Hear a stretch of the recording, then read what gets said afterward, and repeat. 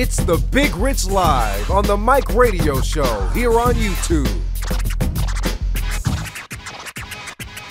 The real news and strong opinions given here. A platform to chop up game with the family, you dig?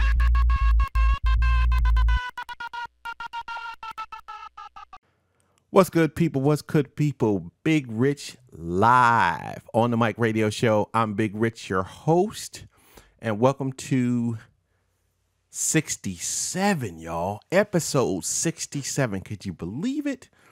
You know I get sort of giddy, when you look at the journey we've taken in 8 months.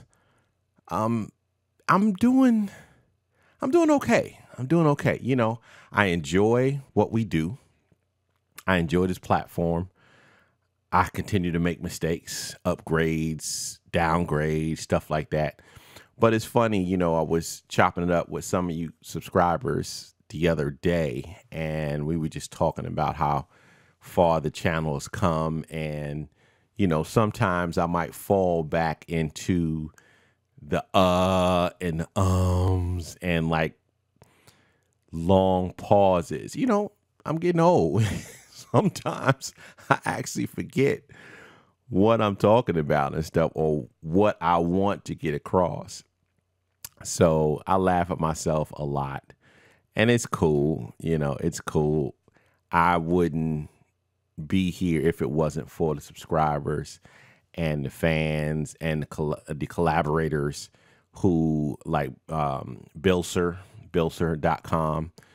Every show that I put up, and we've put up between the Big Rich Live on the Mike Radio Show to the What's the Real Deal to the movie review, we put up well over 100 shows, which in YouTube, 100 shows ain't shit. I mean, really, it's just not. It might be an achievement to some people. This is an achievement to me, but that's still in an infancy stage of YouTube.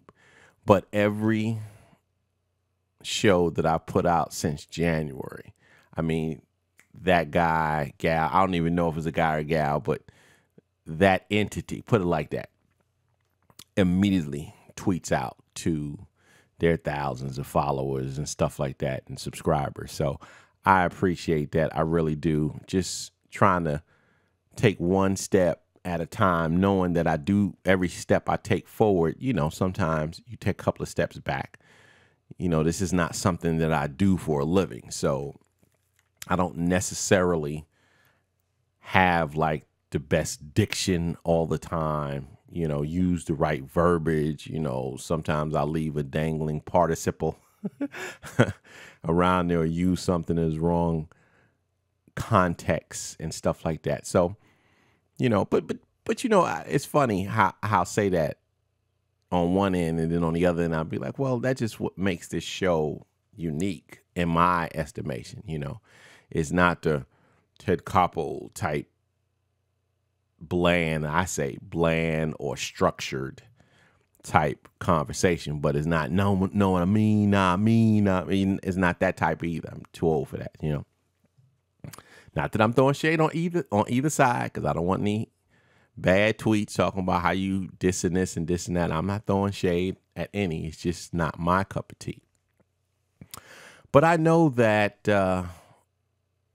I do this because I enjoy it. I have fun, chop it up with you guys and stuff like that, give my opinions when warranted. And sometimes when, I just feel like getting on here and just ranting and talking shit, So I appreciate each and every, I really do. I really, really, really appreciate each one that has retweeted, that has liked our tweets, subscribed, shared this particular show and any other shows in the past on their social media platforms. I really do appreciate it.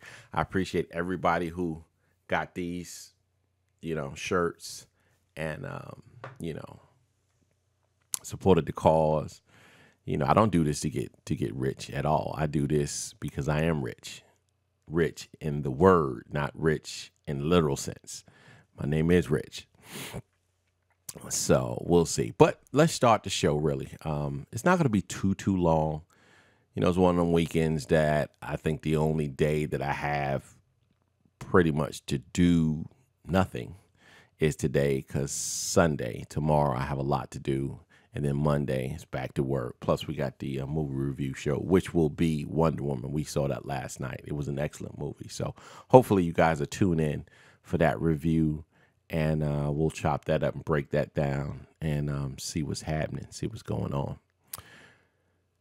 You know, usually in the past, before I did the little graphics that you guys can see down here, I used to give all of our social media platforms, which I really don't have to do now because a lot of times I forget, you know. So now we got this graphic banner that you can chop it up and reach us at our email address, at the website, at the Twitter store. Or the Twitter store, the Twitter platform. But also, if you can see on the bottom, I'm trying to get my finger here so you can see on the bottom that we now have a toll-free number. Now, granted, a lot of you have used it and left messages. Some of you, you know, was kind of like, well, damn, you know, I thought we can actually call in and talk to you. Well, I'm not really comfortable yet with moving around and getting everything. I just don't want things to be just mammy made. You know, that's a Southern term. You know, it's, you know, I just don't want it to look like a soup sandwich, you know. So what I've done is I've set this up, and when you call in, when you use that 800 number, it'll leave a message, and then I can then catch the message and I can answer your question. So that's just another way that you can get to me, get your question or your statement to me, and then I'll put it, you know, I'll put it out. Either I'll retweet it or I'll do it in the show, or depending on what the subject is, I might do a show. And that's what we're doing with this show. Instead of taking some of the email questions, we're going to talk about something that I got 4 verbal messages about, and something that I was thinking about making yesterday's What's the Real Deal show about, but I just really couldn't formulate what I wanted to say. So that's why we had the motivational message or the motivational thoughts for What's the Real Deal yesterday. And, you know, so far it's over 100 views, so I appreciate that. And, you know, some people want to listen to me ramble, I guess, right? But use the toll-free number. It's 24/7. No, I'm not going to pick it up at 2 a.m, you know, but I might pick it up if, you know, I have my how to sell, because it's actually running through the cell. So, I mean, if you guys call while I'm on the air or when you actually seeing this, I might pick up and we can chop game up and stuff like that. So use a toll-free number. You notice why I'm not saying it, because I don't know it off the top of my head. I just don't. You know, I'm very bad at remembering numbers and names and stuff like that. You know, it's crazy. So it's here, you know, or you can see it here. Just go ahead and use it. It's going to come a time where I remember it off the top of my head, and then I'll regurgitate it. But I'm not going to be stupid and give y'all a number to sex with donkeys or something like that, a 1-800 number, and you call it and it's some crazy shit. So I'm not going to do that. So let's get a little serious now. We're going to talk about Mr. Jason Whitlock. Now, you know, I spoke about him a couple of weeks ago. I want to say, I don't even know which show it was. And I had said, I spoke about my disdain for this gentleman, you know, regardless if I don't like him at all. I mean, he's a man. It is what it is, you know. But we're going to talk about just briefly what happened to LeBron James's property. Anybody who don't know LeBron James, I don't know who you are. I don't know what you've been doing. But LeBron James is an NBA superstar, the best basketball player on the planet. His Brentwood home in California, which, you know, Brentwood, Beverly Hills, you know, the Hamptons in New York, Star Island and in Miami are like the most wealthiest pieces of real estate in this country and for people to live. So, yes, he plays for Cleveland and he lives in Akron, Ohio, and stuff like that. But he has a home in Brentwood, California. And while he was away, some racists, some white supremacists, spray painted the N-word on his front gate. And usually people like that who have multiple homes, who have the means, what they usually do is they'll have like a property manager or something like that, or maybe not even if it's that big, they might have somebody in their family or somebody within their inner circle that would take care of their properties around the world, around the country and stuff like that. So they had saw it, got wind of it, spray painted it over, called the police, filled out a police report, and LeBron James was asked about it the next day because he is or was about to play the first game of the NBA Finals. Well, he articulated it very well, and I'm going to play a little snippet of it now, and then I'll come back. And I think back to Emmett Till's mom, actually. It's kind of one of the first things I thought of. And the reason that she had an open casket is because she wanted to show the world what her son went through as far as a hate crime and, you know, being black in America.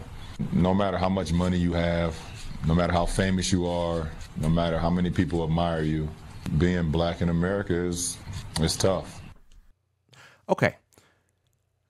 I think for a person of his stature, I felt that was very articulate, very well done. Now, I have problems with it, and I'll talk about that in a minute. I thought that he was powerful, concise, direct, humbling, if you will. The only problem I had with it is, you know, the analogy, not that he was comparing, but the analogy of the Emmett Till situation. Because with the Emmett Till, anybody who don't know, Emmett Till was 13 years old, if I'm not mistaken. He was allegedly to brush up against or grab a white woman. This was in the 50s, I want to say. And he was brutally killed, brutally murdered by the woman's brother-in-law and her then husband. Well, we just found out early this year that she admitted that she lied about the whole thing. I don't know why she would lie about the whole thing. I have no idea. But his murder basically was for naught, even though we pretty much knew, even if he did grab her and even if he did allegedly whistle at her, he's 13 years old. He should not have been killed. So that analogy, or not even, analogy, but bringing up that in this situation, I felt was a bit much.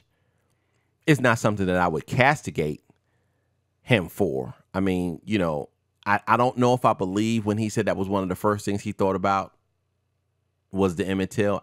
I don't know if I'm going to go that far and say that I believed him as far as that was concerned. But maybe that was a bit much. But then you get to the Jason Whitlock response. And I'm going to play a little bit of it because it was like 10 minutes and I can only stomach like 2 minutes of hearing his freaking voice. So I'm going to play this little snippet of a back and forth banter that he had with his colleague, Chris Broussard, which Chris Broussard, to me, got his brother card back. So listen to this little snippet and then we'll come back. LeBron, to me here, is embracing his victimhood. This is not the racism that needs to be stamped out in America. This is an inconvenience for LeBron. Someone spray painting something on a millionaire's home. He's not a victim in that situation? Hell no. He was victimized? Well, it's nothing, Chris. It wasn't that big of a deal. If someone denies you an opportunity, you can't go to school here, you can't have this, you can't have that.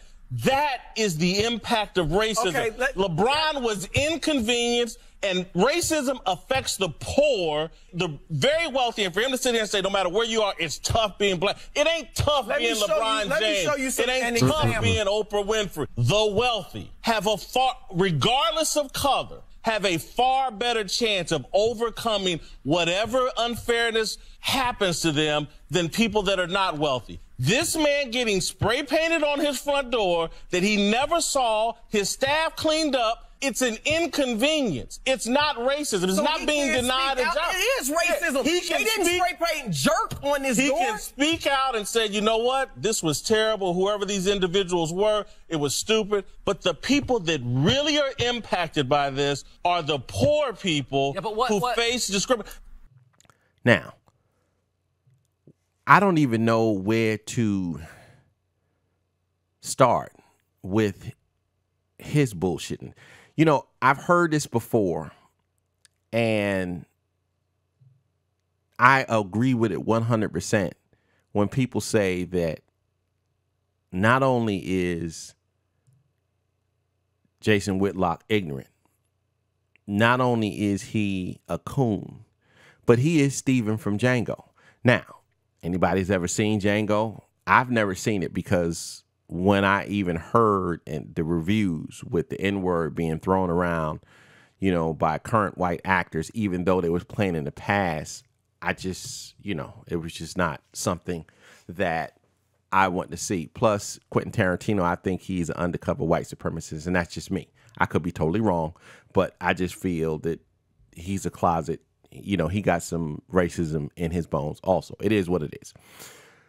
But Jason Whitlock is just one of those cats that are in a position to make certain white people feel better. Basically, that's what it is. Basically, how do you say that because I'm rich,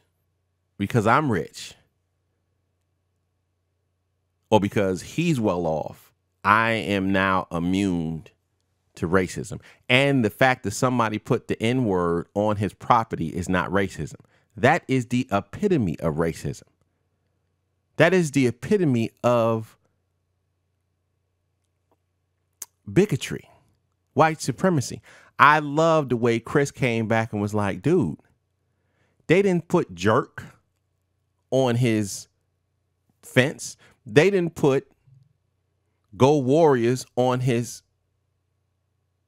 property. They didn't say you suck on his property. They used the N-word, which we know that word is the epitome of racism. It is the dirtiest, the most ruthless, the hatefulest, and I know that's not a word in the dictionary. So how do you say it's not racism? What that is, Jason Whitlock is one of them black people who says things not only to make certain white people, you notice I said certain, I don't mean all, certain white people feel better. He and others like him, Larry Elders, Steve Harvey's, even though Steve Harvey's is a dummy. But anyway, I digress. What he does is, what this type of stuff does is it destroys the foundation of dealing with it and acknowledging it. Not only you, not only me, but everyone acknowledging that that racism is alive and well, and it does not matter how much money you have, how much education you have. You know, I don't have it this time, but there was another part of that banter between Jason Whitlock and Chris Broussard, where Chris Broussard, when he got his card back, he was like, you know, Jason was like, well, this is my show. Chris said, I don't care who this show is. I'm on the set. You want to cut me off because I don't agree with what you said. People are dangerous. But you know what? Before we even go any further, what I want is, I want to play the last clip of somebody who I hold high in regard. Very articulate brother. And it is Dr. Michael Eric Dyson, who articulates what I just said, in my opinion, perfectly. I'll come back after this. You know, I listen to Jason Whitlock. I mean, you all are brilliant and insightful, and you are equally capable as I am of responding, but let me bear that burden this morning. Jason Whitlock's argument tries to pin racism on its victim, not its perpetrator. So that if a Nazi, a skinhead, a white supremacist, or a Ku Klux Klan member happens to burn the house of a person making less than $14,000 for 5 people a year, then Mr. Whitlock would suggest that's racism. But if the person happens to make more than 2, 3, 4, 5, 6, 10 million a year, then the intent of the Ku Klux Klanner is nullified by the economic status of the victim. How ludicrous that is, as Mike Tyson might say. That is as Mike Tyson might say, that's one of the most ludicrous arguments one might imagine. It is not the status of the person who is aimed at by the racist that makes the act racist. It is the intent of the perpetrator. And the intent of scribbling on the fence of or on the property of Lebron James signifies its racist intent. For that matter, Martin Luther King Jr. Being murdered in 1968 was not an act of racism by the litmus test of Jason Whitlock. Martin Luther King Jr. was born into the upper middle class, and even though he sought to undermine his own economic status by identifying with the masses of people, this man was making something like $200,000 or more in the early 60s and gave most of that money to the movement. But the fact is, he was earning in the top 1% of American economic reality at the time. Was Martin Luther King Jr.'s death not a result of an act of racism? Of course it was. Jason Whitlock is simply seeking to avoid the uncomfortable position of being a voice piece for those who have been locked out. Now, he claims that he is by saying, only if you're poor and black are you a victim of racism. There is some kind of racism you can only be subject to the more money you make. You know, Jackie Robinson was a victim of racism as well. Mr. Whitlock, who is a sports writer, should know this. Jackie Robinson was not then a poor black American. He had been elevated into the elite of American enterprise and society. And as a result of being the first black player to play in the major league, he was a straight victim of it. So Jason Whitlock's litmus test for who is the victim of racism is the most ridiculous thing I've ever heard. Word. Thank you, Brother Dyson. I really appreciate you this morning, man, for laying that game down quite flat. So being rich does not mean that people cannot be racist against you. Of course not. I mean, exactly. LeBron James, is a person who is one of the richest guys out there, but still has been articulate about his views on race. Barack Obama, the last time I checked, a very rich man now, and certainly even when he was in the presidency, was a victim of repeated attempts to deny the legitimacy of his personality, of his being an American citizen. Donald Trump spent most of his time before becoming president in the last several years denying that Barack Obama was born in America. So Jason Whitlock misses the entire ship here, and it's an attempt to placate and satisfy white people's conscience and soothe them to believe that only those who are the very poorest are the victims of the racial animus that is continually unleashed in American society. And Jason Whitlock is a mouthpiece through a ventriloquist act for white supremacy itself. So New York and Paris in the Hermes store when they refused to let her in until they found out who she was. Exactly. So why are you using Oprah Winfrey, who acknowledges that regardless of your status and your race, that's what racism does? And that's what Jason Whitlock is missing here. Racism doesn't care who you are. That's its danger. You can be the highest Negro with the highest IQ, with the greatest amount of money. It doesn't matter. You're still a nigger in the eyes of the perpetrator of white supremacy. That's why we have to be vigilant and accounting for it. And those who have more money and a greater voice piece and a greater platform must use that platform to fight against something that can happen to anybody at any time. Bill Cosby's son, when he was murdered, did not get exempt because he was the son of a multimillionaire. He was another nigger on the side of the road with a broken down car who was subject to the vicious, racist animus of the man who murdered him. What else can I say? Really, what else can I add? What he broke it down, Jason Whitlock want to say about Richard. It's not hard. It's not tough. That's what he said. It's not tough to be LeBron James. It's not tough to be Oprah Winfrey. You stupid. It ain't tough to be Jason Whitlock because you doing what you was born to do. And what that is to coon. What that is to be a mouthpiece, whether you know it or not, to the continuation of white supremacy. That's what you were born to do, obviously, because you the only person in this whole vernacular, if you will, in this whole group that thinks what you said was fine. Notice the people, if you go on YouTube under that, read some of the comments. Notice that the people that agree with him don't look like him. Notice. And that the few people, and I mean minuscule people that didn't call him a fat ass or a coon or a traitor, Stephen from Django, they are in the same boat. They promote the same thing. Always remember, I end this on this here because, like I said, it's going to be we're at 20 minutes and it's going to be a slower show. Actually, it's more than that because we put the snippets in there. So I don't know, it's probably around 30 minutes. Black folks in America are fighting on three fronts. White supremacy, bigotry, obviously one. People are holding you down. People who ain't shit, ain't gonna be shit, never been shit. That's second. And then the third one, the most insidious, if not the smallest front, or the most secret front, is people like Jason Whitlock, people like Ben Carson, people like Sheriff David Clark, people like Clarence Thomas.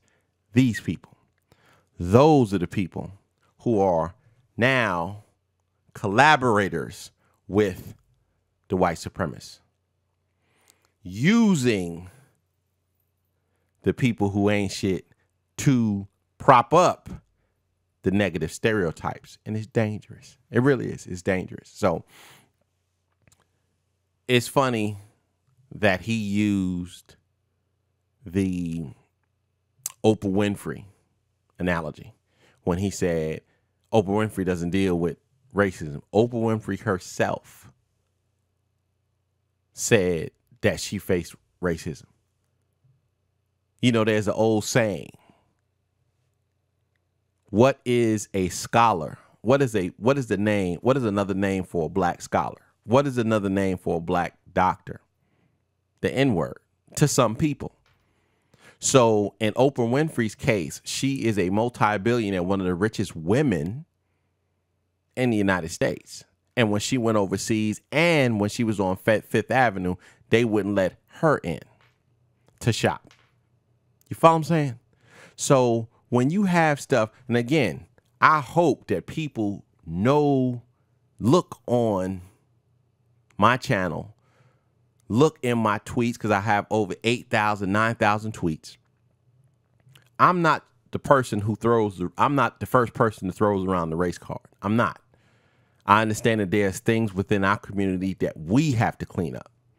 But just because I am well off, I live a charmed life, I live a blessed life, that doesn't mean that I'm blind to what other people who look like me, who are less fortunate than I am, deal with. So to Jason Whitlock, to Steve Harvey's, and you notice I didn't mention Stephen A. Smith. I don't like him. I don't like his policies, but his mom just passed last week, I want to say. My condolences to him. Not that he's going to watch this video, but still. I'm going to cut the brothers some slack because I lost my mom 17 years ago. And you never get over that. Never. Never. So my condolences go out to Stephen A. Smith. But the other people, the Sheriff Clarks, the Clarence Thomases, I feel that there's a special place in hell for you fuckers. I really do. And I cursed. I apologize for that.